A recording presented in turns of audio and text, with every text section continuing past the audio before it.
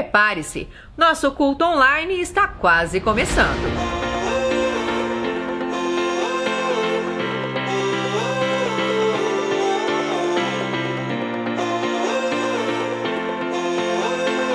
Oi gente, estamos aqui hoje para te ajudar a se preparar para os cultos online da C3. É isso aí, e a gente tem algumas dicas para que esse tempo seja muito proveitoso para você e para sua família. Os nossos cultos começam pontualmente às 6h30 da tarde, todos os domingos. Você pode acompanhar no Instagram da C3, no Facebook da C3 Curitiba e também no nosso canal do YouTube. E uma pergunta, você já tem o app da C3 Curitiba? Não! Você precisa baixar. Lá você vai ficar por dentro de tudo que acontece em nossa igreja. Programe-se para que você esteja focado somente na transmissão. Não faça nenhuma tarefa paralela, realize tudo antes. Lembre-se, a sua casa é a igreja.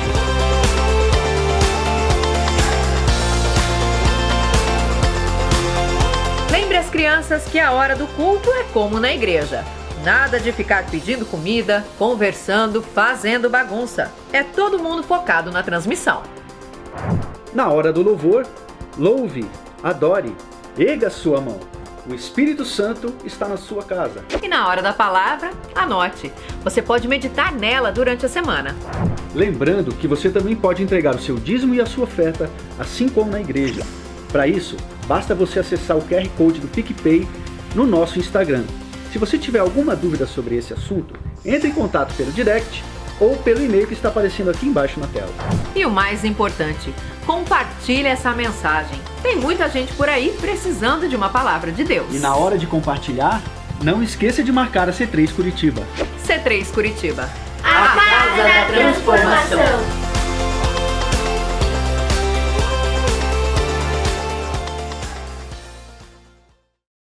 Boa noite, pessoal. Hoje é a nossa vez aqui no 3x15. Queria falar para vocês que é uma grande honra e um privilégio estar aqui. Queria agradecer em especial ao Ronald e a Cris pela oportunidade que está nos dando. É uma igreja que sempre incentiva nós a buscarmos, a liderarmos. E isso é uma forma linda de conduzir a igreja. Uma igreja que chama muita atenção por esse aspecto, sabe? De forma simples e natural, de exaltar acima de tudo o nome do Senhor Jesus. E onde a gente não é exaltado, os nossos pastores merecem honra, mas acima de tudo, a honra quem merece é o nosso Senhor Jesus Cristo. Antes de começar a minha palavra, eu queria fazer uma breve oração para que o Espírito Santo tenha liberdade e nos conduza, Pai. Assim como o Senhor falou aos nossos corações, que o Senhor venha falar a todos os membros da igreja, Pai. Que o nosso estudo possa ser transmitido da melhor forma possível para todos aqui, Pai. Em nome de Jesus. Como eu vinha falando, eu sempre gosto de realçar a forma simples e natural da igreja. E eu quero falar para vocês que Jesus era simples. A palavra de Deus é simples. Mas eu procurei trazer uma palavra simples, mas que tenha profundidade. Jesus quer que a gente busque Ele com profundidade e na intimidade da palavra dEle, sabe? Com isso Ele revela a vontade e a direção que Ele quer para a gente. A gente tem um grande exemplo, quando Jesus estava na praia e os discípulos estavam lançando as redes e não estavam conseguindo ter nenhum resultado. Ele falou para ele, lance as redes nas águas mais profundas. E Ele deu direção a eles. E a gente sabe o resultado que eles obtiveram com isso. Eu busquei um exemplo da simplicidade da palavra de Deus num texto lá no Evangelho de João. Eu cheguei a ler o Evangelho de João todo para me preparar para vocês, tá, pessoal? E foi lindo e tremendo. Como é bom buscar essa profundidade de Deus. Ele revela tanta coisa. E o que eu quero passar para vocês é o que Deus revelou primeiro para mim. Sabe, essa palavra primeiro foi para mim. Evangelho de João 6, de 25 ao 37. Eu não vou ler todo ele porque é um texto muito longo. Mas o que eu quero destacar para vocês, a forma como Jesus se relacionava com os discípulos e a forma como Ele conversava com eles. Os discípulos lançaram duas perguntas para Jesus. Quais são? que sinal fazes para que vejamos e creiamos em ti? Nossos pais comeram do maná. Que faremos para realizar as obras do Pai? O contexto que isso aconteceu foi logo após Jesus ter atravessado o mar da Galileia e ter chegado em Cafarnaum. Simplesmente logo após ele ter andado sobre o mar e ter feito o milagre da multiplicação dos pães e peixes. Vejam só o que Jesus tinha feito um pouco antes.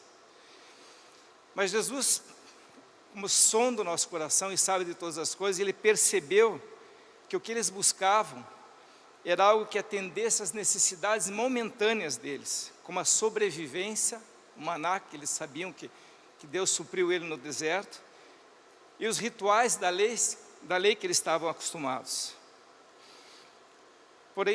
Porém Jesus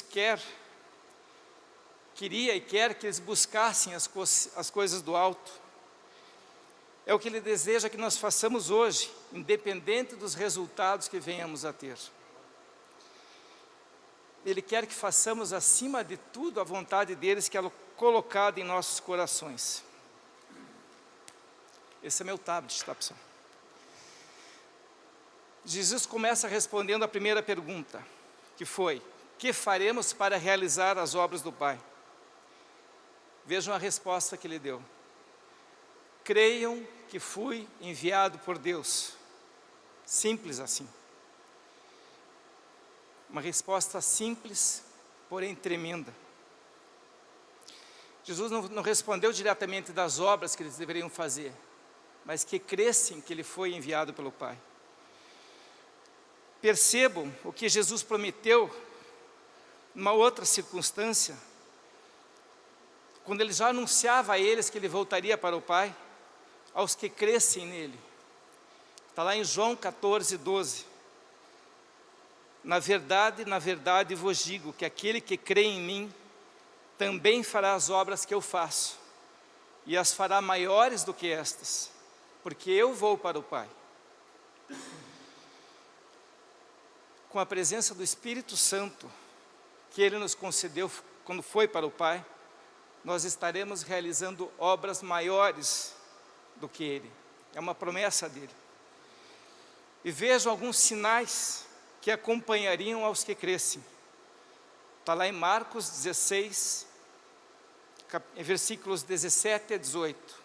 Em nome de Jesus, expulsaríamos demônios, falaríamos em línguas, poríamos a mão sobre enfermos e os curaríamos. E a segunda pergunta que ele fez: que sinais fazes para que vejamos e creiamos em ti? Nossos pais comeram o maná. Ou seja, eles queriam saber: Jesus, o que tem a nos oferecer? E veja a resposta de Jesus: Ele nos oferece algo muito maior do que o maná. Ele respondeu: eu sou o pão da vida. Ele oferece a si mesmo por nós. Deu a sua vida para nós, como o último sacrifício pelo perdão dos nossos pecados. Jesus carregou sobre si nossos pecados e morreu por nós. Jesus é o alimento que nos dá vida espiritual e eterna. Ele sempre está nos nutrindo com seu amor, graça, ternura e verdade. E como menciona o apóstolo Paulo na carta aos Efésios 2:1, Jesus nos deu vida estando nós mortos em nossos delitos e pecados. Prestem muita atenção, eu aprendi isso cedo, gostaria de passar para vocês. Prestem muita atenção quando Jesus fala na Bíblia. E fiquem atentos e percebam o que Ele quer de ação e atitude nossa. Em João 6, 36, 37, o que eu quero desenvolver em cima desses versículos aqui para vocês. Aquele que vem a mim jamais terá fome, e quem crê em mim jamais terá sede. Todo aquele que o Pai me dá, esse virá a mim, e quem vem a mim, de modo algum lançarei fora. Eu enfatizei alguns pontos que são verbos, que querem dizer atitudes, ação nossa. Nós fomos escolhidos pelo Pai, porém precisamos ter uma atitude, ir até Jesus. Quando avançamos para o alvo, qualquer alvo que a gente tem na vida, é algo que nos atrai. Nós temos uma motivação para isso. Isso aconteceu com os discípulos, desde o princípio, em todos os discípulos. Escutaram primeiro a Ele e tomaram a decisão de seguir a Ele. Porém, Ele sempre nos dá liberdade de escolha. Jesus é muito gentil, Ele dá liberdade de escolha sempre. Ele não nos impõe nada. Porém, deixa claro que, de fato, nos dá vida, o que nos dá vida é a sua palavra, é irmos ao encontro dEle. Em João 6,63, Ele mesmo diz: o Espírito é o que vivifica, a carne para nada aproveita. As palavras que eu vos digo são Espírito e vida. Mas vejam só, depois de um tempo caminhando com Jesus, mesmo nós, Ele continua nos dando a liberdade de escolhermos continuar com Ele. Devemos cuidar muito com as distrações do mundo e também não dar ouvidos às vozes da multidão, que tentam a todo momento nos desviar do caminho de Jesus. Isso eu diria para os jovens principalmente. Não deem ouvidos à voz das multidões e às murmurações, às reclamações. Mantenham o olhar de vocês em Jesus. Vejam a atitude de Jesus ao perceber, logo após esse diálogo, que os discípulos davam ouvidos à murmuração e à indignação dos judeus, quando revelou quem Ele era e para que veio. Ele pergunta aos discípulos se queriam continuar com Ele.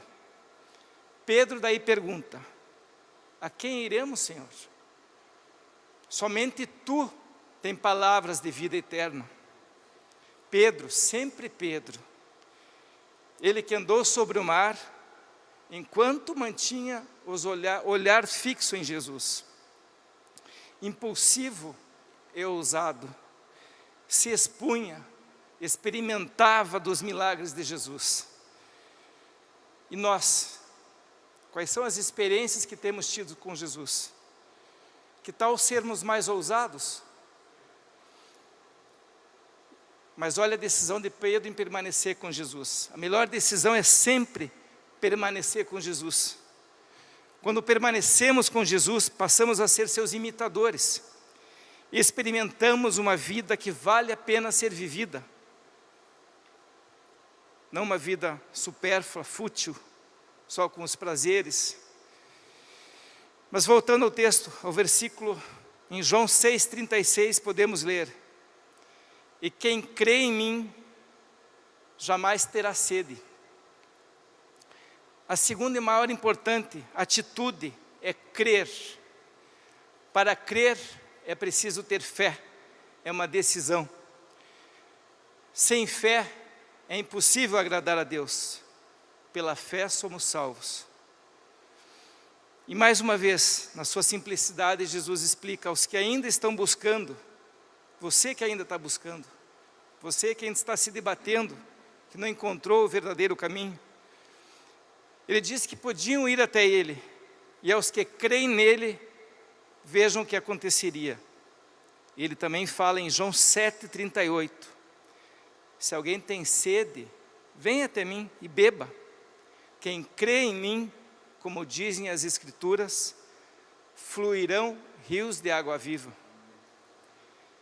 Ele é a fonte da salvação. E as águas que fluírem em nós estarão sempre nos purificando. O verdadeiro seguidor é purificado continuamente. Nós somos transformados, que é o que a nossa igreja coloca sempre, a casa da transformação. Nossas vidas têm que se tornar mais limpas. Demonstra nosso grau de santidade.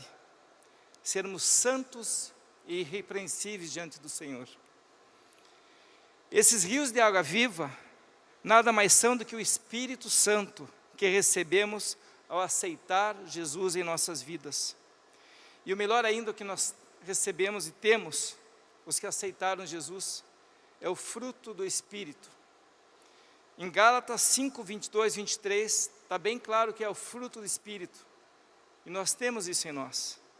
Amor, gozo, paz, longanimidade, benignidade, bondade, fé, mansidão, temperança.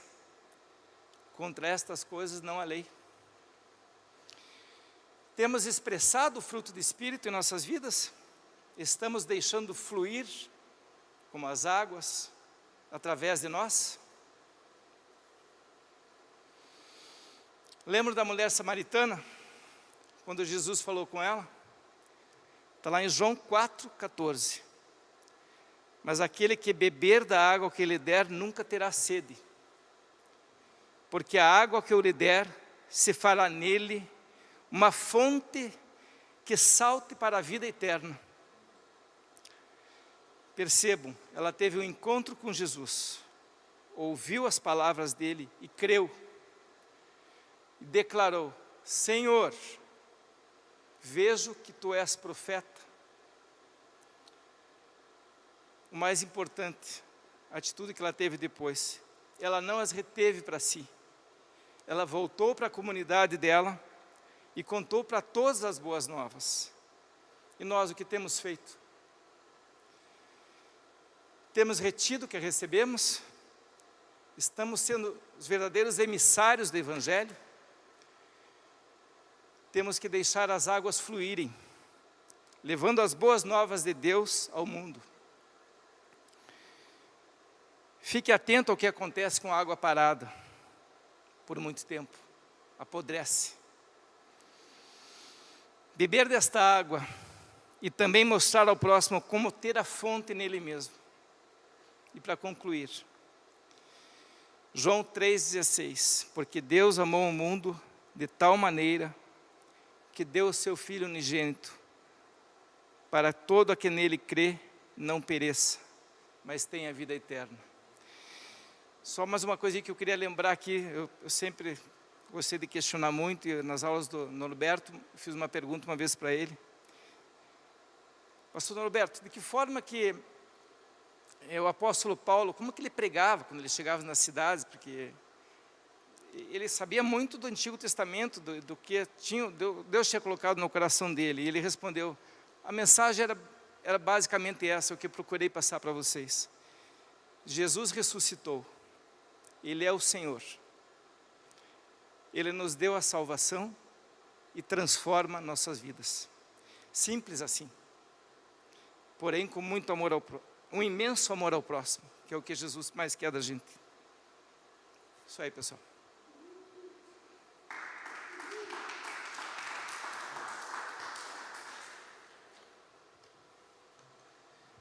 Amém, glória a Deus. Deixa eu preparar as coisas aqui. Pessoal, eu queria dizer que é uma honra imensa estar na casa de vocês nesse momento. É uma honra estar aqui ao lado desses dois homens de Deus, estar falando sobre a Tua palavra, Senhor. E que nós possamos hoje conversar um pouquinho mais sobre aquilo que o Senhor tem colocado em meu coração. Eu creio que não há nada mais importante, nada mais prazeroso do que falarmos sobre a palavra de Deus e testemunharmos sobre aquilo que o Senhor tem feito em nossas vidas. E eu creio que o Senhor tem colocado alguma coisa em meu coração, especialmente para essa noite. É uma palavra simples também, como o Dante falou tão bem, né? Sobre a simplicidade da palavra de Deus e como Deus constrói as coisas. Mas eu gostaria de compartilhar algo relacionado ao sacerdócio. Como nós cantamos no primeiro louvor, hoje nós somos reis e sacerdotes, nós somos em Cristo tornados reis e sacerdotes, no qual Jesus é o rei dos reis, e nós temos uma responsabilidade como sacerdotes. E eu queria falar sobre 3 coisas relacionadas a sacerdócio, no qual a primeira é relacionada ao sacerdócio do Antigo Testamento, do povo da tribo de Levi, né? E como nós hoje somos chamados sacerdotes, somos feitos sacerdotes, e como nós podemos estar sendo influenciados, o que nos espera sendo sacerdotes, tá? Então, a gente pode ler lá, para saber sobre o Antigo Testamento, a gente vai ler Êxodo capítulo 19, versos 5 e 6, no qual fala: agora, pois, se diligentemente ouvirdes a minha voz e guardardes o meu concerto, então sereis a minha propriedade particular dentre todos os povos, porque toda a terra é minha, e vós me sereis reino sacerdotal e povo santo. E povo santo, porque toda a terra é minha. Essas são as palavras que falarás aos filhos de Israel. Deus estabeleceu, Deus havia retirado o povo do Egito, havia retirado o povo da escravidão, e pretendia, o plano de Deus era estabelecer uma nação sacerdotal, no qual, através dessa nação, todos os povos fossem abençoados. Essa promessa foi feita lá em Gênesis 18, a Abraão. E essa palavra santa, traduzida do hebraico, significa sagrado, consagrado, separado. Não significava que Deus queria separar o povo numa ilha, separá-los, né, excluí-los do convívio com os outros povos, mas ele gostaria de ter uma nação separada espiritualmente, uma nação que não fosse contaminada com a prática dos outros povos, que não fosse contaminada com a idolatria dos outros povos aos outros deuses. Um povo separado, um povo consagrado a ele, né? Então, a ideia de Deus era uma nação sacerdotal. Mas nós sabemos que a tribo de Levi foi a tribo que ficou destinada ao controle, né, a atividade do templo, as atividades sacerdotais durante todo o Antigo Testamento, né? E por quê, afinal de contas, né? Deus escolheu eles aleatoriamente entre as 12 tribos, né? Na verdade, em Deuteronômio, capítulo 10, do versículo 8 ao 10, a gente vê a resposta, a gente sabe o porquê, né, e quando isso aconteceu. Moisés falando: por esse mesmo tempo, o Senhor separou a tribo de Levi para levar a arca da aliança do Senhor, para estar diante do Senhor, para o servir e para abençoar em seu nome até o dia de hoje. Então significa, foi nesse tempo, por esse tempo e não antes disso. E o que aconteceu nesse tempo para que a tribo de Levi fosse declarada como a tribo sacerdotal, né? E no verso 10 ele responde para nós: permaneci no monte como da primeira vez, 40 dias e 40 noites. O Senhor me ouviu, por esta vez não quis o Senhor destruir-te. Então significa que entre a primeira e a segunda ida de Moisés ao monte, aconteceu alguma coisa. E a gente lembra o que aconteceu na primeira ida de Moisés, quando ele voltou com a lei. Ele ficou 40 dias e 40 noites, e aconteceu aqui, quando ele chegou, o povo havia se corrompido, o povo havia feito um bezerro de ouro, estava adorando aquele bezerro de ouro, havia declarado que era aquele bezerro de ouro o seu Deus, e que aquele bezerro havia tirado ele do Egito, o povo do Egito. Então, algo precisava ser feito. A palavra diz que o povo estava desenfreado, o povo estava sem controle, o povo não podia ser contido.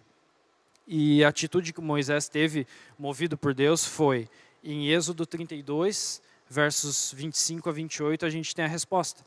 Vendo Moisés que o povo estava desenfreado, pois Arão o deixara solta para vergonha no meio dos seus inimigos, pôs-se em pé à entrada do arraial e disse: quem é do Senhor, venha até mim. Então se ajuntaram a ele todos os filhos de Levi. Foi uma escolha, o povo de Levi se levantou e foi em direção a Moisés. Eles se moveram em zelo do Senhor.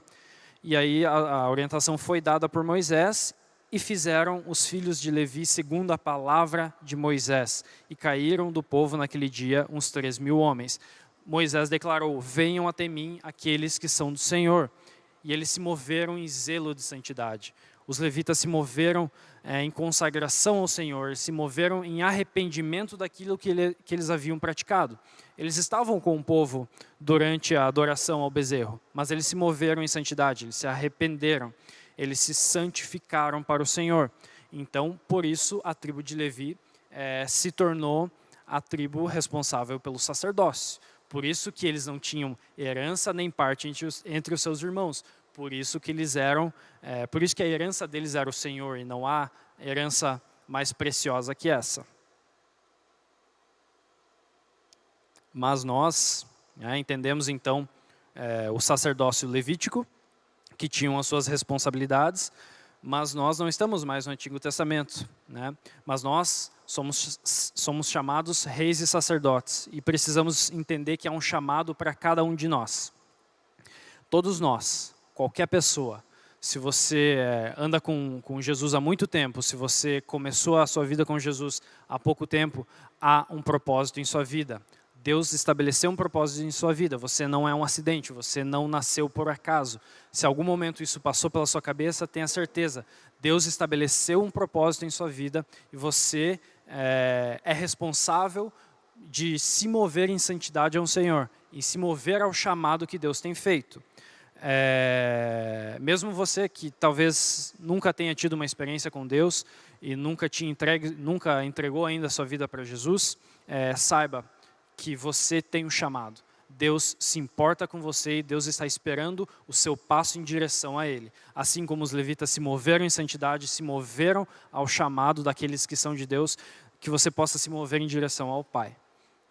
E eu creio que quando nós pensamos em propósito, quando nós pensamos em chamado, nós pensamos muitas vezes em alguma coisa a ser feita, alguma coisa a ser desenvolvida, a ir pregar na África, a evangelizar tribos que nunca foram evangelizadas. Talvez isso seja para algumas pessoas e faz parte do plano de Deus também.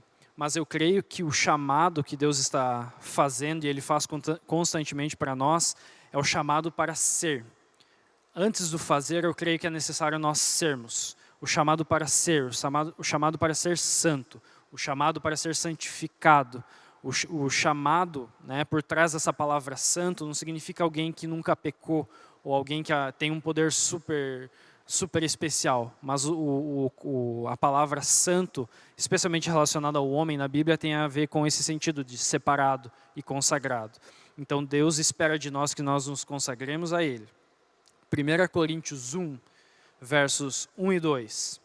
Paulo, chamado pela vontade de Deus para ser apóstolo de Jesus Cristo, e o irmão Sóstenes, a igreja de Deus que está em Corinto, aos santificados em Cristo Jesus, chamados para ser santos. Esse é o chamado que nós temos. Esse é o nosso chamado. Em Romanos capítulo 1, verso 7. A todos os amados de Deus que estáis em Roma, chamados para quê? Chamados para ser de santos. Graça a vós outros e paz da parte de Deus, nosso Pai, e de nosso Senhor Jesus Cristo. Antes do chamado para o serviço, que é muito importante, há o chamado para ser. Porque quando nós nos tornamos aquilo que Deus deseja, aquilo que Deus tem preparado para nós, fica mais fácil a gente fazer aquilo que Deus deseja, porque nós estamos no centro da vontade dEle. Quando a gente está se tornando aquilo que Deus deseja, a gente começa a frutificar para o reino. E isso fica muito mais fácil e a palavra nos confirma isso. 2 Timóteo capítulo 2, verso 21. Assim, pois, se alguém a si mesmo se purificar destes erros, será utensílio para honra, santificado e útil ao seu possuidor, estando preparado para toda boa obra. Paulo está falando aqui de diversas funções, ele faz várias figuras de linguagem nas suas cartas em relação a funções diferentes. Cada parte do corpo tem uma função. Todos nós somos chamados para ser sacerdotes, mas nem todos nós temos a mesma função. Nem todos nós iremos pregar em igrejas, nem todos nós iremos evangelizar na África, mas todos nós temos um chamado para ser e para cumprir. Em Efésios 4, a gente não precisa ler, mas a gente pode lembrar que Paulo está falando que Deus designou alguns para apóstolos, alguns para mestres, alguns para os evangelistas, profetas, enfim. E tudo isso para quê? Para que Ele criou tudo isso? Com o fim de preparar os santos para a obra do ministério, para que o corpo de Cristo seja edificado até que todos alcancemos a unidade da fé e do conhecimento do Filho de Deus e cheguemos à maturidade atingindo a medida da plenitude de Cristo. E aí ele continua. Deus criou tudo isso. Deus fez todas essas coisas. Ele completou todas as coisas para que nós alcancemos a unidade na fé. E aí a gente frutifica. E aí o corpo de Cristo cresce. Não existe, gente, uma espécie diferente de vida cristã. Não existe uma vida cristã reservada só para quem serve na igreja, uma vida cristã para quem é pastor, para quem está servindo, e uma vida diferente para quem é só discípulo. Há uma vida única para andar como o Cristo andou, para andar segundo a vontade dele. Né? 1 Pedro capítulo 2, verso 21 nos fala: porquanto para isto mesmos fostes chamados, pois que também Cristo sofreu em vosso lugar, deixando-vos exemplo para seguirdes os seus passos. Não é uma opção.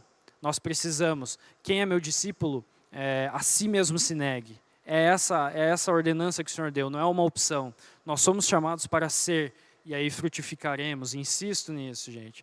Sermos preparados, sermos separados para aquilo que Ele tem preparado para nós. Nos movermos em zelo de santidade, como a tribo de Levi fez. E afinal de contas, o que nós temos a ver com esse sacerdócio relacionado aos levitas? Como que nós estamos incluídos nisso? Hebreus capítulo 2, verso 17 fala para nós: por isso convinha que em tudo fosse semelhante aos irmãos, para ser misericordioso e fiel sumo sacerdote, naquilo que é de Deus, para expiar os pecados do povo. De forma rápida, Antigo Testamento, a antiga aliança, havia um sumo sacerdote responsável de entrar uma vez por ano no templo, no Santo dos Santos, que era da tribo de Levi, para fazer expiação pelos pecados do povo, uma vez ao ano. Tanto o sacerdote, como o templo, como as ofertas, como a expiação, era tudo uma sombra daquilo que viria. Colossenses 2 nos fala que era uma sombra das coisas futuras. Hebreus capítulo 10 também fala que era uma sombra e não a imagem exata daquilo que viria. Então o Antigo Testamento está anunciando, e o Novo Testamento ele vem confirmar. Algumas pessoas falam, o Novo Testamento está latente no Antigo Testamento e o Antigo Testamento está patente no Novo. Enfim, tudo isso profetizado e confirmado em Cristo Jesus. Ele é o nosso sumo sacerdote e Ele nos deixou um sacerdócio. Somos reis e sacerdotes e Ele é o Rei dos reis. Por isso que nós temos um chamado para servir, não importa onde, um chamado para ser e um chamado para servir. Eu já estou encaminhando para o final aqui. 1 Pedro capítulo 2, verso 5. Vós também, como pedras vivas, sois edificados casa espiritual e sacerdócio santo, para oferecer sacrifícios espirituais agradáveis a Deus por Jesus Cristo. E aí ele segue e no verso 9 ele fala: mas vós sois geração eleita, o sacerdócio real, a nação santa, o povo adquirido para que anuncieis as virtudes daquele que vos chamou das trevas para a sua maravilhosa luz. Gente, pedras vivas, casa espiritual, sacerdócio santo, nação santa, povo adquirido, sacerdócio real. Nós somos chamados para quê? Para anunciar as virtudes daquele que nos chamou das trevas. Somos sacerdotes, gente. Eu só queria encerrar com uma mensagem de esperança, porque Pedro, essa carta que ele escreveu, ele estava escrevendo aos irmãos da dispersão. Esses irmãos estavam sendo perseguidos, estavam sofrendo perseguição. E ali 1 Pedro 2,19 ele segue falando: porque é coisa agradável que alguém por causa da consciência para com Deus sofra agravos, padecendo injustamente. Tem uma frase que o Ronald sempre fala aqui, que é um privilégio ser discípulo, é um privilégio sofrer pelo nome de Jesus, e que nós possamos lembrar sempre disso, e que quando nós formos submetidos ao fogo, submetidos às dificuldades, a gente possa lembrar de Sadraque, Mesaque e Abednego, quando eles foram largados na fornalha do fogo, movidos em zelo de santidade pelo Senhor, para não adorar Faraó, eles foram lançados nessa fornalha. E esses 3 homens, lá em Daniel 3, fala que o rei Nabucodonosor se espantou e se levantou depressa, falou e disse aos seus capitães: não lançamos nós 3 homens atados dentro do fogo? Responderam e disseram ao rei: é verdade, ó rei. Respondeu e disse: eu, porém, vejo 4 homens soltos que andam passeando dentro do fogo, e não há nada de lesão neles, e o aspecto do quarto é semelhante ao filho de deuses. Deus permitiu que eles fossem para a fornalha, Deus permitiu um Golias na vida de Davi, Deus permitiu a prisão para José, Deus permitiu o Egito e o próprio deserto ao povo, mas Ele esteve ao tempo todo. E lembre-se que quando você estiver na fornalha, quando você estiver no fogo, Deus está junto com você. É uma promessa é uma promessa. E perceba que esses homens foram jogados atados no fogo. E quando eles saíram, a palavra fala que nenhum fio de cabelo deles se queimou, nem a roupa deles cheirou queimado. Mas a única coisa que queimou foi o que atava eles. O que atava eles e impedia eles de seguir o caminho. E eles, movidos por esse zelo do Senhor, saíram ainda mais fortes e testemunhando o poder de Deus. E que a gente possa testemunhar o poder de Deus em nossas vidas, nos movendo em santidade, nos movendo no caminho que Ele tem preparado para nós, né? E como Ele merece e como Ele deseja, que é o nosso melhor. Então é isso, gente. Fiquem na paz do Senhor.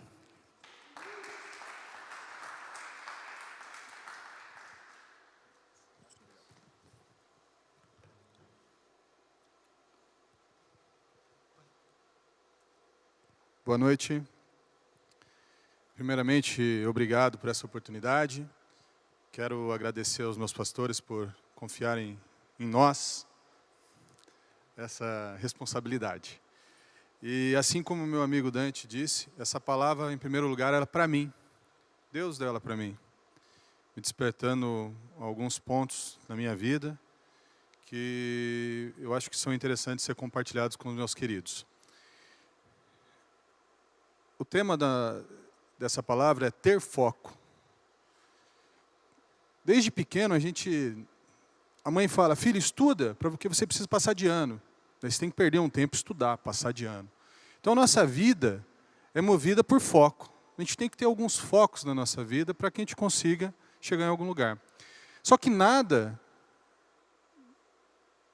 sem o foco você, desculpa, ficou um pouco confuso agora, mas você precisa ter um objetivo para ter foco na vida. Se você não tiver objetivo, nada adianta você ter foco.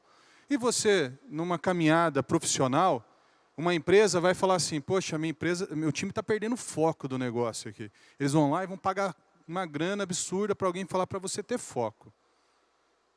Mas a pessoa podia ter falado, cara, nosso objetivo é aqui, nós temos que chegar ali, naquele lugar, o objetivo é esse. Então a gente tem que se concentrar para chegar naquele determinado objetivo. E o resumo de ter foco se refere a ter um objetivo e ser persistente em relação para que futuramente você possa alcançá-lo. Aí eu digo para vocês, você escuta uma gente falar, palestra, livro, um monte de coisa escrito sobre foco. Foco em quê? Para quê? Por quê? Então, assim, é simples assim. Vou dar um resumo. Vamos economizar os coaches. Desculpa meus amigos coaches aí, mas vamos dar uma economizada agora aqui no texto. As empresas também vão economizar dinheiro agora nessa breve aula. Você precisa ter foco porque você precisa ter um objetivo. E esse objetivo, ele gera uma consequência. A consequência, quando você atinge o objetivo, é um resultado, um prêmio, alguma coisa você vai receber por alcançar esse objetivo. É simples assim. Então, senhores, deixe bem claro o objetivo e qual vai ser a recompensa. E o pessoal vai trabalhar afinco para conseguir esse objetivo. É simples assim. Bom, na vida cristã também não é diferente, vou dizer isso para vocês. Por quê? Porque nós precisamos ter foco, nós precisamos de um objetivo e também nós receberemos uma recompensa. E digo para vocês que vale a pena essa recompensa. E eu vou fazer um exercício com vocês um pouco diferente. Eu poderia falar para vocês o foco, o objetivo e o resultado. Eu vou começar de trás para frente. Talvez fique mais claro para entender o foco da vida cristã. Qual é o foco que nós precisamos ter? Qual o resultado do objetivo alcançado da vida cristã? Em João 3,16 diz, porque Deus tanto amou o mundo que Ele deu o seu Filho unigênito, para que todo que nele crê não pereça, mas tenha vida eterna. Então, primeiro ponto, vida eterna. Tá? É o resultado do objetivo. Se você alcançar o objetivo que vai ser falado na frente, você vai ter a vida eterna. Ponto. 2 Coríntios 5, 1. Sabemos que, se for destruída temporária habitação terrena em que vivemos, temos por parte de Deus um edifício, uma casa eterna nos céus, não construída por mãos humanas. Ou seja, nós vamos morar no céu, nós vamos ter uma morada no céu. E em terceiro, estou falando de 3 prêmios, se você quiser mais um, nós podemos ajudar, se não for suficiente. Colossenses 3:24, sabemos que recebereis do Senhor o galardão da herança, porque a Cristo o Senhor servis. Então, se eu servir a Cristo, eu vou ter um galardão. Então, ou seja, o prêmio do objetivo da vida cristã, eu falei 3. vida eterna, morada no céu e receber um galardão. Ok? Então, eu comecei da coisa boa de trás para frente. Quais são os prêmios? Qual o objetivo da vida? Qual o objetivo de ter foco na vida cristã? Perdão. Em Efésios 4, 3, 16, até que todos cheguemos à unidade da fé, ao conhecimento do Filho de Deus e a varão perfeito, à medida e estatura completa de Deus. E em outra versão diz, a que todos cheguemos à unidade de fé, a conhecimento de Filho de Deus, a homem perfeito, à medida e estatura completa de Deus. A propósito, é que não sejamos mais como crianças levadas de um lado para o outro pelas ondas, nem jogadas para cá e para lá, por todo o vento de doutrina e pela astúcia e esperteza de homens que induzem ao erro. Antes seguimos a verdade em amor, cresçamos em tudo que nele há, cabeça, Cristo. Ou seja, o objetivo da vida cristã é buscar a estatura do varão perfeito. Nós buscarmos a imagem e semelhança de Jesus Cristo. Ou seja, e ele deixou alguns exemplos para nós. O amor a Deus sobre todas as coisas, amar os inimigos, o único caminho ao Pai, senão ao Cristo, ter fé. Ele nos ensina sobre humildade, perdão e a verdadeira felicidade. Então, o objetivo da vida cristã, resumindo, é se tornarmos varão perfeito. Este é o objetivo. E se esse objetivo está claro para você, o foco vai ser tranquilo de chegar. Eu vou passar o foco para vocês da vida cristã. Recompensa, vida eterna, morada no céu, galardão, o objetivo, varão perfeito. O foco do cristão. Agora sim, vem. Pessoal, o foco do cristão é o Cristo no centro de todas as coisas. Cristo é a coisa mais principal que nós temos. Se nós colocarmos todos os nossos pensamentos, ou todas as nossas atitudes, tudo aquilo que venhamos a fazer como Cristo sendo a principal coisa, ou seja, nós buscarmos a semelhança de Cristo em tudo aquilo que nós vamos fazer, nós vamos ter o foco. Nós vamos conseguir ter êxito em buscar o objetivo e receber a nossa recompensa, prêmio, enfim. Teologicamente, o cristocêntrico, né, o Cristo no centro de todas as coisas, diz, sendo centro das nossas vontades, acredito que tudo deve caminhar segundo Cristo em sua vida. Ou seja, se a nossa vontade estiver voltada para o que Cristo faria ou Ele fez, o nosso exemplo, e nós conseguimos seguir isso, nós vamos conseguir alcançar os nossos objetivos. Se Jesus fosse o centro dos nossos pensamentos, a nossa mente estaria ocupada com o quê? Em Filipenses 4, 8, ela tem que estar ocupada com tudo que é verdadeiro, com tudo que é honesto, com tudo que é justo e com tudo que é puro, e tudo o que é amável, tudo que é de boa fama. Se há alguma virtude e se há algum louvor, nisso pensai. Então,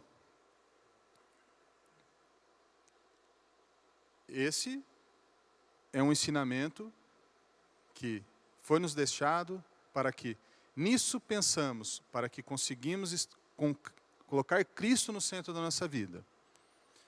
Fora disso, Jesus Cristo não está no centro da nossa vida. Fora disso, nós vamos desfocar, nós vamos desvirtuar, nós vamos perder o nosso objetivo. Em Romanos 12, 1 e 2, rogo-vos, pois, irmãos, pela misericórdia de Deus, que apresentais a vosso corpo por sacrifício vivo, santo e agradável a Deus, e que o vosso culto racional, e não vos conformeis com este século, mas transformais aqui vem, gente, renovação da vossa mente, para que experimentais qual seja a boa, agradável e a perfeita vontade de Deus. Então, renovando a nossa mente, nós vamos conseguir estar com os nossos pensamentos na tudo aquilo que é verdadeiro, honesto, bom, amável, de boa fama, tudo que é virtude e todo louvor. Eu até me adiantei aqui porque eu achei que eu estava Eu ia falar muita coisa aqui, mas vai sobrar um tempinho aqui. Se alguém quiser vir aqui, eu divido. Ó. Então, vamos lá. Bom. Aonde que está o nosso foco? Aonde temos perdido tempo? Onde tem desviado, ou melhor, o que tem desviado a nossa atenção? Né? Se o foco é Cristo, você foi chamado para que Ele seja o centro da sua vida. E em algum tempo atrás, conversando com algumas pessoas, eu tenho visto algumas pessoas se perdendo ao longo da vida. Ora por coisas muito sérias, ora por coisas tão banais. Não é fácil você manter esse foco. Eu já errei muitas vezes também. Já perdi o meu foco. Mas por misericórdia, pela graça de Deus, Ele me falou, filhão, vem cá. E eu também aceitei. Agora, hoje nós temos tantas informações, somos municiados de tantas coisas, informações, mídias. Hoje é tudo tão fácil, gente. E é tão fácil você culpar os outros ou transferir a sua responsabilidade daquilo, que a culpa é sua. Você que abriu a sua mente ou a porta da sua casa para o que não é certo, o que é errado. Que é muito fácil eu transferir a minha responsabilidade para outro. Não, mas veja bem, aquele dia, eu briguei com a minha esposa, e por isso eu fiz tal coisa. Meu chefe falou tal coisa, e por isso eu tive essa atitude. Gente, a culpa é sua, não é do seu chefe nem da sua esposa. A responsabilidade é sua. Deus deu o livre-arbítrio para você, escolher o que é certo e o que é errado. Então, neste momento, você fez uma escolha, parar o que você está fazendo e prestar atenção aqui no que essas 3 pessoas vieram falar hoje para vocês. O quanto você tem dedicado o seu tempo, o seu precioso tempo, e nesses últimos dias nós temos percebido o quanto nosso tempo é precioso. Voltado a estudar a palavra de Deus, a buscar a presença do Espírito Santo, porque se você buscar a palavra de Deus, a presença do Espírito Santo, né, já que nós não estamos tendo a oportunidade de estar em comunhão na casa de Deus, né, você tem tempo para fazer essas coisas. Está sobrando tempo. Você não pode ir mais para shopping, mas está sobrando tempo. E você tem aproveitado ele da maneira correta? Isso eu falo para o meu filho. Theo, o que você está fazendo, cara? Já leu a Bíblia, já estudou, tal? Não, papai, já fiz, tem as atividades dele. Cara, tu está perdendo tempo. Né? E eu olho para mim, falo, cara, será que eu estou perdendo tempo também? Tenho minhas atividades seculares, mas eu preciso dedicar o meu tempo. Nós temos dedicado? Ou nós temos deixado o inimigo tomar o nosso tempo? Gente, é o seguinte, quando você está focado naquilo que você tem um objetivo bem claro, você não perde atenção para as outras coisas, você não desfoca.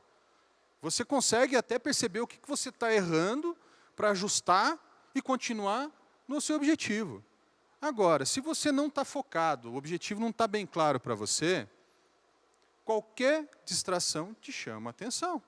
Você está indo para cá, opa, foi para lá. Foi para cá.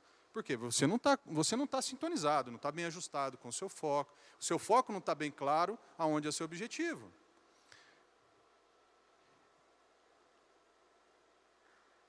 E daí eu te pergunto, Satanás, ele está lá de boa, ele está sempre esperando, tal, um vacilo seu para tentar roubar o seu foco. Então o que Satanás faz? Ele vai onde que é mais fácil, gente. Qualquer um vai onde que é mais fácil. Se o cara não está nem com nada e está rolando a festa, né? O pessoal que está na vida boa, deixa a vida me levar, a vida leva eu, tal. Ele vai o quê? Ele vai naquele cara. Por quê? Porque aquele cara lá está fácil. Ele presenteou um negocinho, apresentou alguma coisa que deu atenção, gerou aquele prazer e tal, seja droga, seja mulher, seja o que for. Pronto. Aquele lá já não está mais com foco e ele não vai achar o objetivo da vida dele, que é o nosso, da vida cristã. Beleza, esse está fora. E ele vai para o próximo. Agora, se você está centrado, focado, com o seu objetivo bem claro, Satanás, meu amigo, ele vai falar assim, eu vou para outro, porque esse aqui vai dar trabalho. Eu pego 2, eu pego 10 em vez de um desse, eu vou ficar perdendo muito tempo com esse caboclo. Então, não é fácil, ele não vai te aliviar também, não vai achar que vai ser moleza. Mas, se você está focado com o seu objetivo, e você sabe onde você vai chegar, a hora que vem uma armadilha do diabo, de Satanás, para cima de você, você fala, meu amigo, espera aí, que essa eu já não caio mais. Porque eu sei onde que eu vou chegar.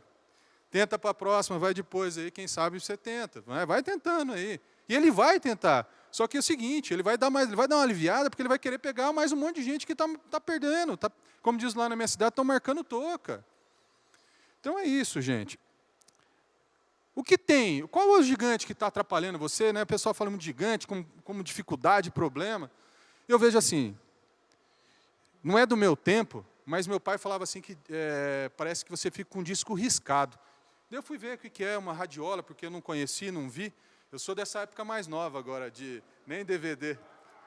Estão rindo aqui, ó, brincadeira. Agora eu já vim da época do iPod, né? Então o que acontece? O iPod ele não risca, né? Você pede para repetir. Mas na vitrola fica lá o disco pulando. Pá, pá, pá, e a gente fica com vários pensamentos ou com culpas que nós tivemos no passado, que fizemos coisas erradas. Ah, mas é porque eu fiz aquilo, é porque aconteceu. Será que Jesus me perdoou? Será que?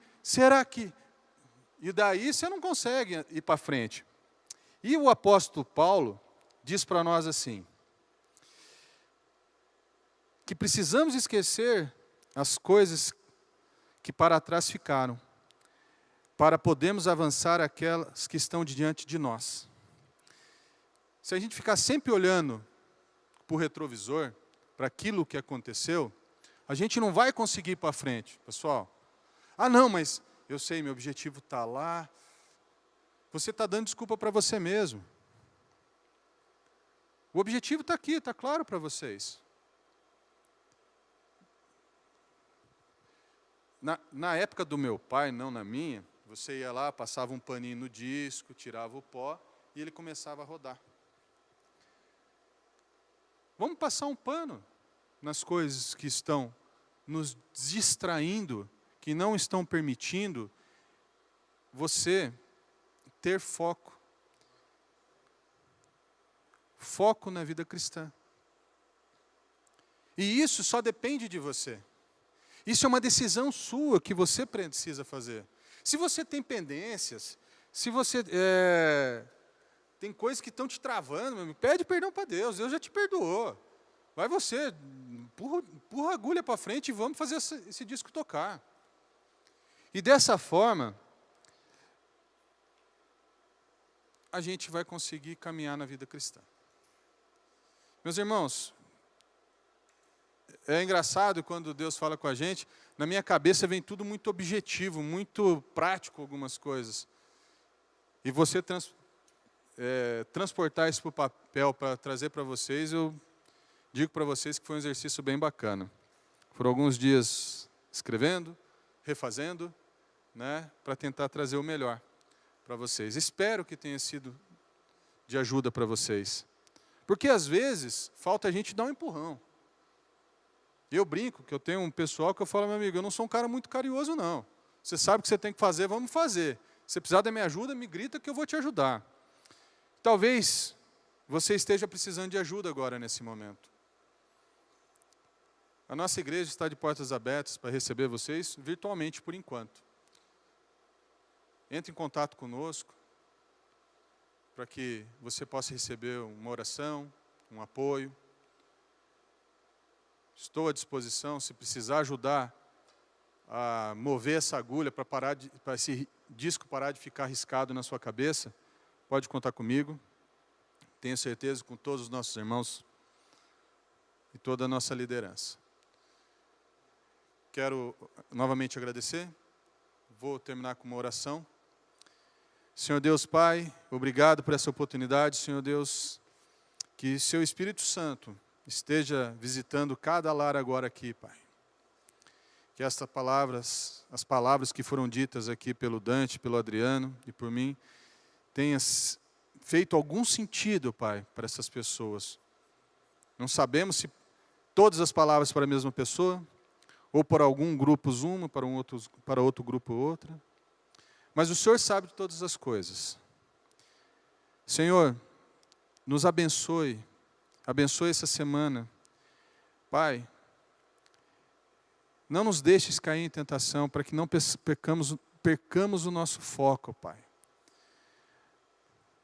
Eu te agradeço, Pai, por essa oportunidade. Te louvo, Pai. Obrigado por tudo. Em nome de Jesus. Amém.